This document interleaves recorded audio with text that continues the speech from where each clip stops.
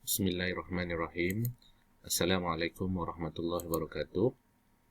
Okey, apa khabar semua? Okey, saya harap semua berada dalam keadaan yang sihat, okey, sejahtera. Okey, kita jaga kita dan masing-masing kena jaga diri sendiri ya.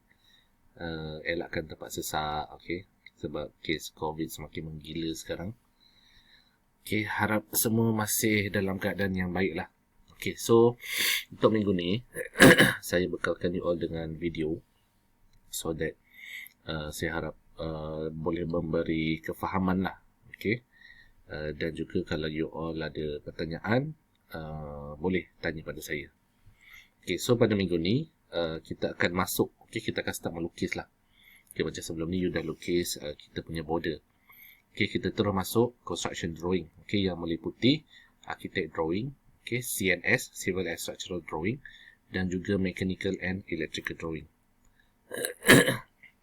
Okay, so saya expect you akan understand lah, okay, basic principle of architect drawing dan juga visualize. Okay, you boleh baca dan you boleh tafsirkan architecture drawing. Okay, so content dia, okay, basic drafting of architecture drawing, okay, content of orthographic dan juga isometric. Okay, dua ni adalah saling melengkapi. Okay, nanti kita tengok apa beza dan apa persamaan dia, apa relation dia. Okay, application of orthographic and isometric projection in architectural drawing. Okay, so chapter ni akan merangkumi basic drafting. Okay, you akan sketch orthographic dan juga isometric. Okay, pernah dengar tak?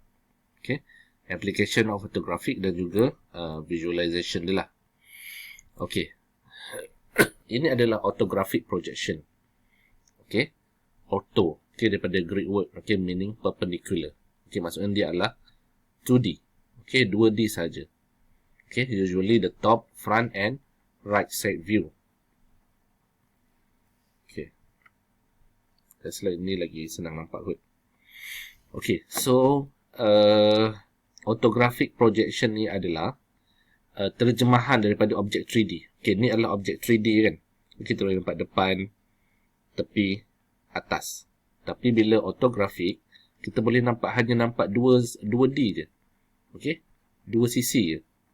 2 dimension. Okay, front, satu lukisan, right ataupun side view, satu lukisan, dan juga top. Okay, inilah yang dinamakan sebagai orthographic. Okay, let's say kita ada satu objek. Okay, objek ni kita namakan dia sebagai isometric. Okay, objek 3 ni kita namakan sebagai isometric. Okay, tapi pandangan hadapan, atas dan tepi kita namakan dia sebagai orthographic. Okay, contohlah kalau ada soalan, soalan dia bagi satu objek. Okay, kemudian illustralizekan orthographic projection terhadap benda ni. Okay, so you kena hasilkan pandangan depan, atas dan tepi lah.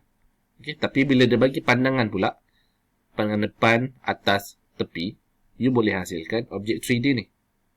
Okay, dia saling melengkapi. Okay. Okay. Contoh dia, macam tadi, contoh dia sama juga, tapi macam mana kita nak pandangan dia. Okay, dia berdasarkan satu kotak. Okay, kotak ni. Okay, daripada pandangan hadapan, sini, maksudnya mata kita daripada sini lah. From, okay, front view. Okay, pandangan atas. Okay, pandangan tepi. 3 view of the object are now visible on the same plane in space.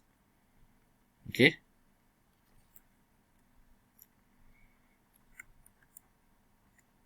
Okay, ni yang tadi lah. Okay, when the glass cube is unfolded. Okay, front view ada height, dia punya tinggi, dan juga width, dia punya lebar. Manakala top view pula, dia ada width, lebar, okay, dan juga depth. Okay, dia punya kelebaran yang sini lah. Panjang dan lebar kan. Ni tinggi, W ni panjang, D ni lebar.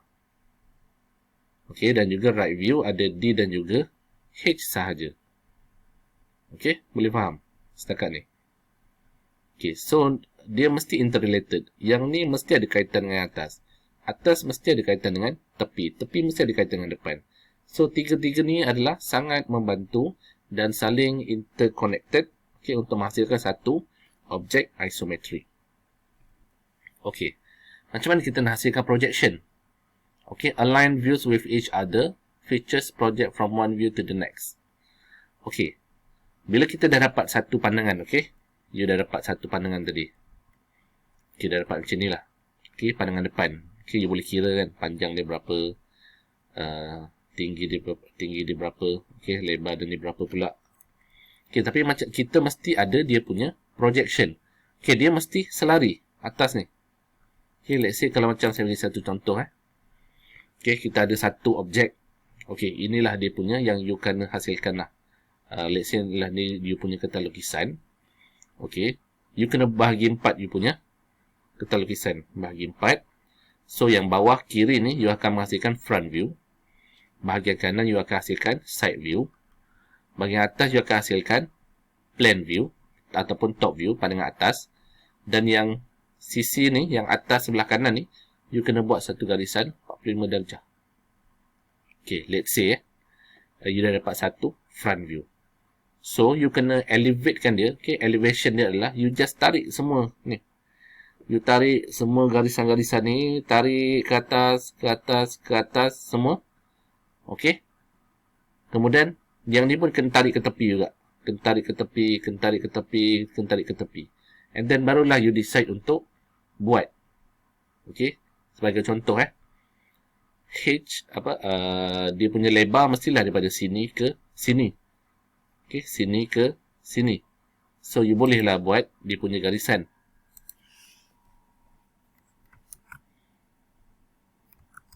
So, you bolehlah buat dia punya garisan object line kat sini. Okay, nampak tak? Ini nama yang biru ni kita namakan dia sebagai construction line. Okay, yang hitam ni kita namakan dia sebagai object line. Okay, buat satu-satu. Okay, kemudian nanti kita akan tengok projection yang seterusnya.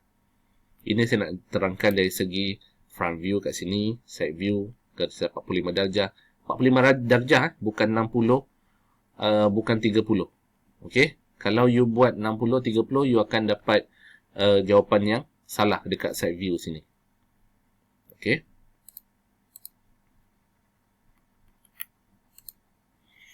Cannot light of angle. Okay. Okay, daripada first view, third view. Tapi kalau untuk keseragaman, better kita pakai macam ni lah, third view ni. Front, okay, side view, kanan, atas adalah plan view. Okay, contoh kalau macam kita ada satu objek, okay, pandangan hadapan ni kita kat sini. Okay, inilah yang kita nampak kan, satu segi 4, satu yang macam segi 3 atas ni, bentuk macam ni.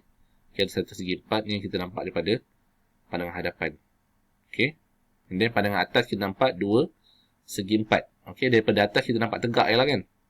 Betul.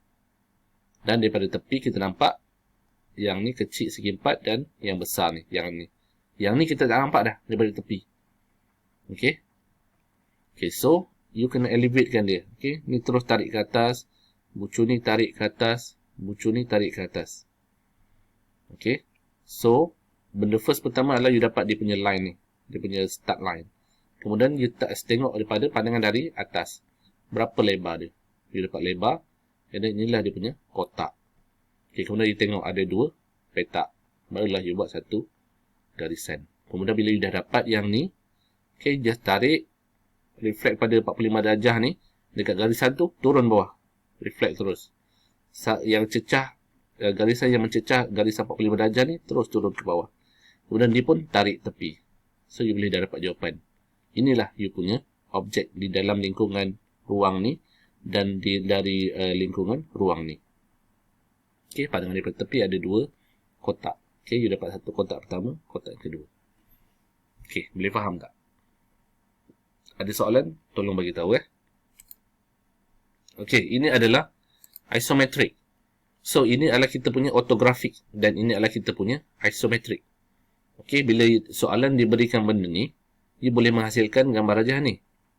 Okay, dia saling melengkapi. Alright. Okay, and isometric drawing is a three-dimensional drawing with width, height, and depth of measurement. Okay. Okay, kalau untuk isometric, basically kita akan ada satu garisan ni. You kena hasilkan satu garisan. Ni garisan tegak ni. Ini garisan tegak. Okay. Kena tu. Dan kita kena menghasilkan satu sudut. Okay. Ini adalah satu sudut garisan tegak ni. Dia mesti kena dekat sini. Ini satu. Dan yang ni lagi satu garisan. Itu satu sudut. So, ini sudut dia adalah 30 darjah. Okey, sudut dia 30 darjah.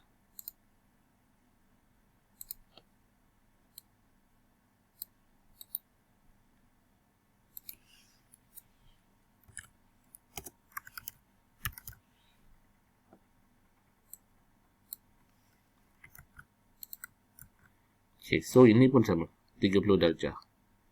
So, you akan start you punya lukisan menggunakan titik tengah ni, titik point dia ni, titik pusat dia. Tarik ke sini, tarik ke sini. Mula-mula you buat satu kotak untuk menghasilkan isometrik ni. Tak apa, ni katakan cover minggu depan. You tengok kita cover untuk ortografik dulu. Okay. So, isometric sketches from auto sketches. Okay, kita ada ortografik, okay, untuk menghasilkan isometrik. Okay, ini kita ada satu line. Okay, ni garisan 30, ni garisan 30. Okay, pandangan hadapan dia adalah yang macam ni. Okay, ni pandangan atas. So, macam mana kita nak buat? Okay, mula-mula kita buat satu kotak dulu. Okay, ini kotak asal 1, 2. Okay, 1, 2. Kita buat dulu satu kotak depan ni. Kemudian kita tarik ke belakang ni berapa? 1, 2, 3. 1, 2, 3. Okay, buat satu kotak ni dulu. Tak apa, nanti saya akan buat satu demo. Okay, kemudian barulah kita tengok dari pandangan tepi. Nanti saya akan buat satu demo. Macam mana you nak pandangan. Tak apa, tapi hari minggu ni, kita cover ortografik dulu. Okay, ini you boleh tengoklah contoh-contoh dia. Okay, daripada isometrik, kita boleh menghasilkan ortografik. Okay, pandangan pada hadapan, daripada sini pandangan depan ni, yang ni, okay, ni adalah pandangan plan pada atas, dan ni adalah L, just nampak daripada tepi. Okay, contoh dia. Okay, ni contoh dia. Pandangan hadapan, okay, nampak sisi ni, 1, 2, 3, yang bawah. Okay, yang atas nampak yang ni je, yang ni macam C ni, kita tak nampak. Okay, sebab kita pandang daripada hadapan. Okay, yang atas nampak ni 1, 2 kotak ni. Kemudian nampak dia punya C ni. Okay, tapi tepi kita nampak L je. L yang ada kotak kat atas ya. Sudut ni. Okay. Ada soalan setakat ni? Okay. Saya akan sambung untuk next video. Terima kasih semua. Stay safe. Assalamualaikum.